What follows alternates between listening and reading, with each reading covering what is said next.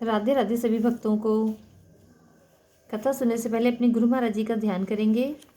गुरु ब्रह्मा गुरु विष्णु गुरुर्देवो महेश्वरा गुरु साक्षात पारब्रह्म तस्मै श्री गुरुवे नमः। इसके बाद गणेश जी महाराज जी का ध्यान करेंगे और उनकी जयकारा बोलते हुए उनकी कथा का श्रवण करेंगे। कहानी सुनते समय हाथ में फूल और चावल ले लें और कहानी का हुंकारा जरूर भरें। बोली गणेश जी महाराज जी की जय।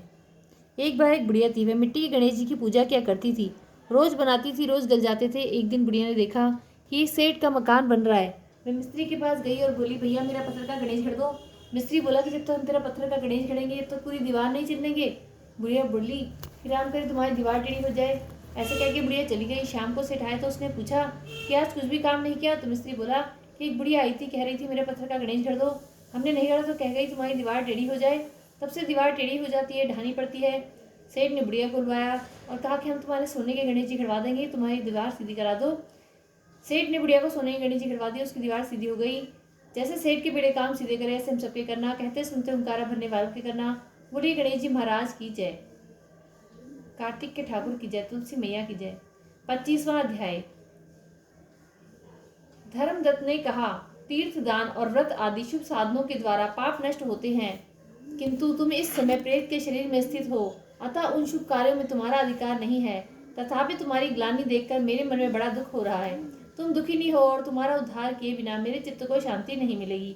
अतः मैंने जन्म से लेकर आज तक जो भी कार्तिक व्रत का अनुष्ठान किया है, उसका आधा पुण्य देकर तुम उत्तम गति को प्राप्त हो। यूं कहकर धर्मदत्त ने द्वादशाक्षर मंत्र का श्रवण कराते हुए तुलसी मिश्रित जल से ज्यों ही उसका अभिषेक किया, त्यों ही वह प्रेत शरीर से मुक्त हो दिव्य रूप धारिणी देवी हो गई, लावण्य से भरपूर साक्षात लक्ष्मी हो गई। तदनंतर उसने भूमि पर मस्तक टेक कर ब्राह्मण देवता को प्रणाम किया और अनंत विभोर हो गदगद वाणी में कहा कि दुष्टेष्ट, आपकी कृपा से मैं नरक से छुटकारा पा गई। मैं पाप के समुद्र में डूब रही थी, आप मेरे लिए नौका के समान हो गए। वह इस प्रकार ब्राह्मण देवते से वार्तालाप करी रही थी कि आकाश से एक तेजस्वी विमान उतरता दिखाई दिया।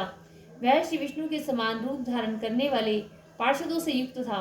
पास आने पर विमान के द्वार पर खड़े हुए पुण्यशील और सुशील नामक पार्षदों ने उस देवी को विमान पर चढ़ा लिया। उस समय उस विमान को देखकर धर्मदत्त को बड़ा विस्मय हुआ।